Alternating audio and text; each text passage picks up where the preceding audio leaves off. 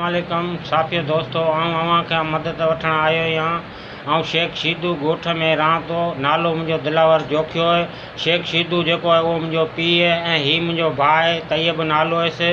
उन ते जेको असांजे ॻोठ जे ओसे पोसे पूरियूं स्कीमूं हलाइनि पिया। असांजो ॻोठ सेक्शन थियल आहे जंहिंजो हीउ नक्शो आहे। सभिनी खे अर्ज़ु थो करियां त हिननि ते गौर कयो वञे।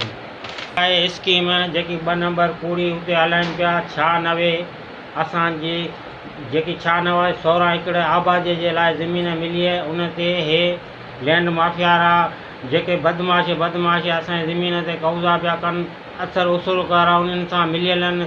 ख़बर ई कोन्हे, हथियारनि ऐं धमकियुनि सां राति जे विच में कमु पिया हलाइनि। असांजो अर्ज़ु आहे त वज़ीर आला, वज़ीर दाख़िला, जेके बि वॾा ऑफिसर आहिनि, IG साहब, DG रेंजर, जेके बि आहिनि अदालतुनि जा वॾा उन्ही खे अर्ज़ु कयूं था त असांजो मुतालबो ॿुधियो वञे। ऐं जंहिंजो मूं ते हीउ सबूत आहे मुस्तफ़ा आला जी जजमेंट आहे, जंहिं असांखे असांजे हक़ में ॾिनी ऐं हे मूं ते फ़ैसिला बि आहिनि। असांजी ज़मीन असांखे मिलियल आहे।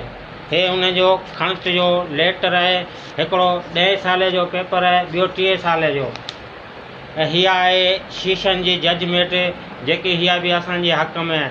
कोई बि उन जे बावजूद असांखे असां सां ज़ुल्म आहे। असांजे अर्ज़ु आहे त असांजे लाइ मदद कयो। असां हर वज़ीर आज़म खे, साईं करीम खे, साजिद साहब खे असीं अर्ज़ु करियूं था त असांजी मदद करियो। असीं अवां जा जोखिया आहियूं। ऐं असांजो ॻोठ जेको आहे जे कोटीरण में ॻोठ 97 में असांजी 16 एकड़ जेकी उन जे पासे में ज़मीन आहे उहा असांखे अलॉट थी आहे। ऐं उन ते लैंड माफिया रफ़ीक गबोल, अकबर रावजो, अयाज़ पठान, मौलादाद जोखियो, कबीर जोखियो, लाल मालूक जोखियो, नज़ीर जोखियो, इहा सभी पंहिंजा पाण में जेके मिली करे असांजे ज़मीन खे खीअण जे चकर में आहिनि। ऐं असांखे तहफ़ुज़ ॾियो वञे। इहे दुश्मननि अलाए किथे किथे जा हथियार खणी राति जो धमाका कनि था, उते शराब पीअनि था, शोर शवारा बि कनि था।